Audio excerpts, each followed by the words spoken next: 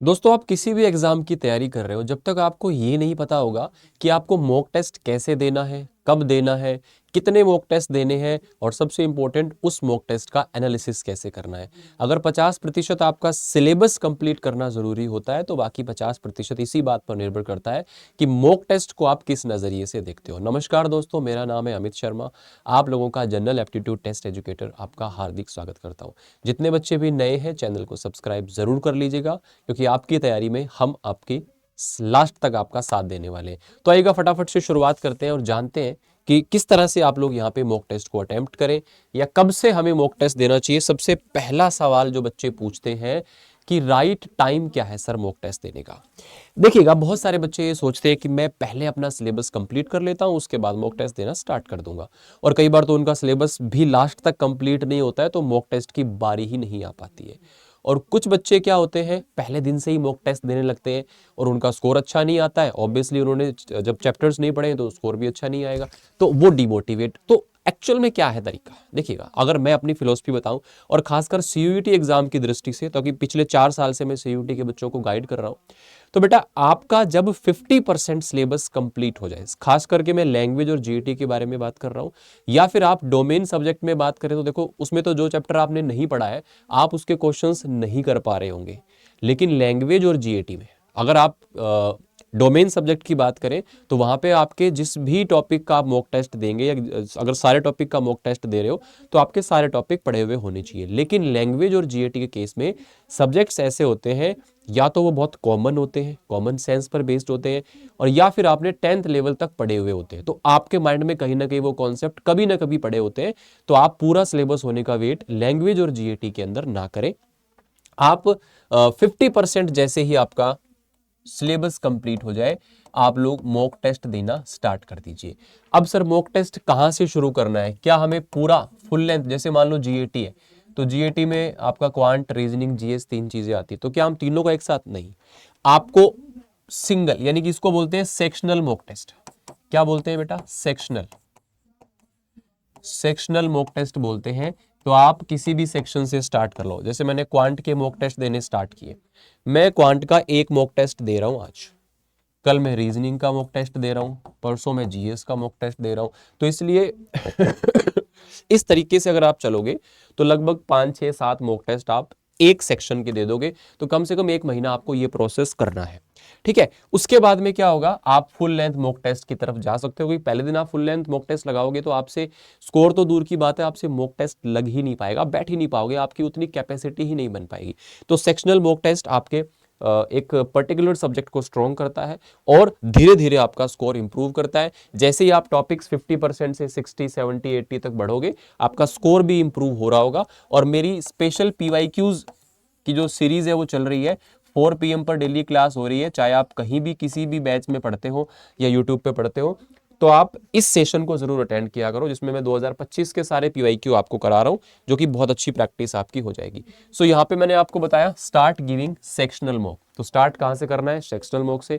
उसके बाद आपको फुल लेंथ मॉक टेस्ट पे आना है, डायरेक्टली मॉक टेस्ट पे आपको नहीं आना है। अब मॉक टेस्ट देते समय सिर्फ क्वेश्चंस को करना ही नहीं, कई बार क्वेश्चंस को स्किप करना भी बहुत आवश्यक होता है।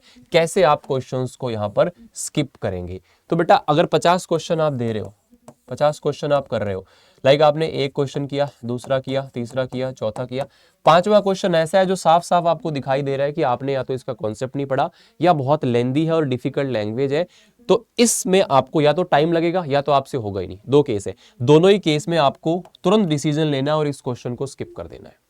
6 पे आए, कर दिया, 7 आए, 8 आया, 9 आया, अगेन 10 नंबर क्वेश्चन, फिर से आपको लग रहा है कि क्वेश्चन मेरे रेंज से बाहर है, या फिर डिफिकल्ट है, या फिर कैलकुलेटिव है, तो पहले राउंड में ऐसे करते हुए सपोज आपने 50 में से 35 क्वेश्चन अटेम्प्ट कर लिए और आपका 1 घंटा मिलता है, तो आपका लगभग 40 मिनट का टाइम जा चुका है, 20 मिनट का टाइम बचा है, 15 क्वेश्चन बचे हैं, वो क्वेश्चन बचे हैं जो आपसे पहले अटेम्प्ट में नहीं हुए या आपने छोड़ दिए।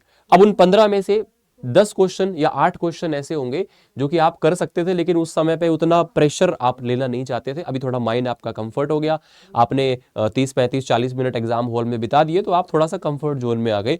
अब वो 15 क्वेश्चन आप करोगे तो 10 क्वेश्चन में 7 8 क्वेश्चन आप 10 मिनट में 7 8 क्वेश्चन आपसे और हो जाएंगे। समझ रहे हो? तो लास्ट के जो 5-7 मिनट बचेंगे उसमें जो बचे हुए क्वेश्चंस हैं जो आपको या तो पढ़े ही नहीं हुए या फिर डिफिकल्ट है, आप उनको अटेम्प्ट करेंगे। तो ये आपका एक तरीका होना चाहिए, क्वेश्चंस को स्किप करना आपको सीखना पड़ेगा। और मोस्ट इंपॉर्टेंटली आपने सेक्शनल टेस्ट दिए, आपने फुल लेंथ मॉक टेस्ट दिया। अब कई बार क्या होता है, फुल लेंथ मॉक टेस्ट का हमारा जो पॉइंट ऑफ व्यू, तरीका, एटीट्यूड होता है ना, उसके कारण हमारा स्कोर बढ़ ही नहीं रहा होता है, स्कोर बढ़ ही नहीं रहा होता है, अटक जाता है। क्यों अटक जाता है? क्योंकि हम सिर्फ मॉक टेस्ट देते हैं, सबसे इंपॉर्टेंट काम नहीं करते हैं, एनालिसिस। चाहे आप वीक में 6 मॉक टेस्ट देते हो ना, आप 2 दो, 3 दो, मैं तो कहता हूं अगर एक भी दे रहे हो और उसका आप निचोड़ निकालते हो, एनालिसिस करते हो, मेरी भाषा में बोलूं तो ऑपरेशन कर देना है, पोस्टमार्टम कर देना है उसका।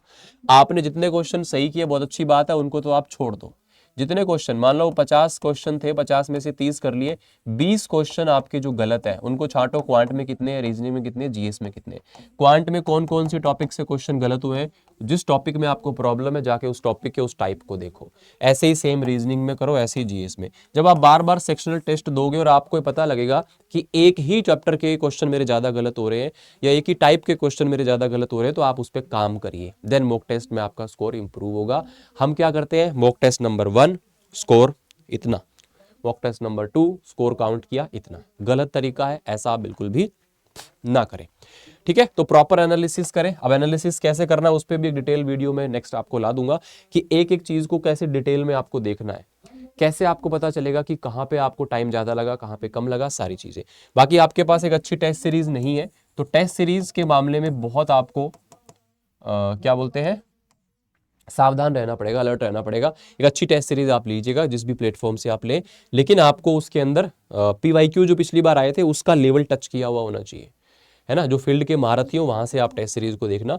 और टेस्ट सीरीज भी ऐसी जिसमें आपको सेक्शनल टेस्ट भी दिए हो और फुल लेंथ मॉक टेस्ट भी दिए हो, प्रॉपर एनालिसिस दिया हो और क्वेश्चन के लेवल जो है वो अच्छे हो। तो इस टाइप की एक टेस्ट सीरीज मैं आपको बता देता हूं जो हमारे पास में अड्डा 247 की ऐप पे भी अवेलेबल है, सीयूईटी एग्जाम्स के प्लेटफॉर्म पे, जहाँ पे हजारों बच्चे, लाखों बच्चे पिछली बार, उससे पिछली बार, हर बार मॉक टेस्ट देते हैं, क्योंकि हमारी कंटेंट की स्पेशल टीम जो हमारी देखरेख में काम करती है, हम एक एक चीज़ को वहाँ से देखते हैं। जैसे मैंने कहा कि मुझे ना मैं साइंस बैकग्राउंड से हूँ और मेरे को साइंस बैकग्राउंड का मतलब हो गया कि इसमें लैंग्वेज, जीएटी, साइंस के सारे डोमेन आ गए। यहाँ पे अगर आपको बुक्स चाहिए तो आप बुक्स पे क्लिक करेंगे, इसकी जो बुक्स हैं वो आपको मिल जाएंगी, प्रैक्टिस के लिए, कॉन्सेप्ट के लिए सारी बुक्स अवेलेबल है। अगर आप यहाँ पे मॉक टेस्ट पे क्लिक करेंगे तो ये मॉक टेस्ट आपके पास में आ जाएगा। तो मॉक टेस्ट का सबसे बेस्ट ऑप्शन आपके पास ये है, इसमें 13 फुल लेंथ मॉक टेस्ट हैं, इसके अलावा सेक्शनल मॉक टेस्ट हैं। तो यहाँ पे 116 मॉक टेस्ट इसमें टोटल हैं और ये physics, chemistry, biology, math, GAT, English, Hindi, सारी चीज़ें इसमें कवर होती हैं।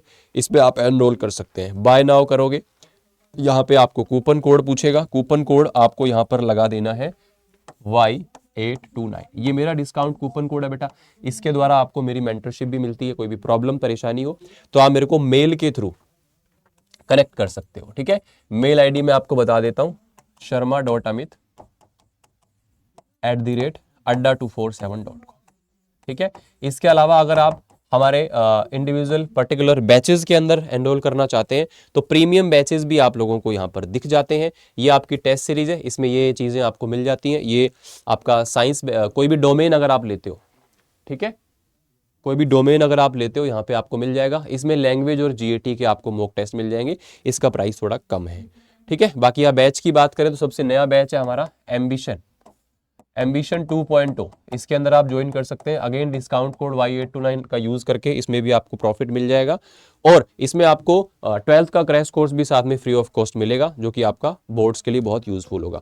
बाकी कोई भी प्रॉब्लम, परेशानी हो आप लोग यहाँ पे मुझे मेल कर सकते हैं। इसके अलावा जो इंस्टाग्राम पर है तो इंस्टाग्राम पर भी मैं आपको जीएटी गुरु अमित के नाम से मिल जाऊंगा। इस टेलीग्राम चैनल को आप ज्वाइन कर लीजिएगा, जो कि आपका बहुत प्रॉफिट करेगा। और साथ में फ्री प्लेलिस्ट भी यूट्यूब पर पड़ी हुई है, जिसमें आप जीएटी के लिए क्वांट और रीजनिंग को तैयार कर सकते हो, इसको भी आप चेकआउट कर सकते हो। बाकी आप लोगों का कोई और डाउट रह गया हो बुक से रिलेटेड, टेस्ट सीरीज से रिलेटेड या बैच से रिलेटेड, तो आप यहाँ पे कमेंट करके मुझे बता सकते हैं। Thank you so much. यहाँ तक वीडियो को देखा, थोड़ा भी अच्छा लगा तो लाइक करके और चैनल सब्सक्राइब कर लीजिए, क्योंकि हम आपका साथ लास्ट तक देने वाले हैं। Thank you so much.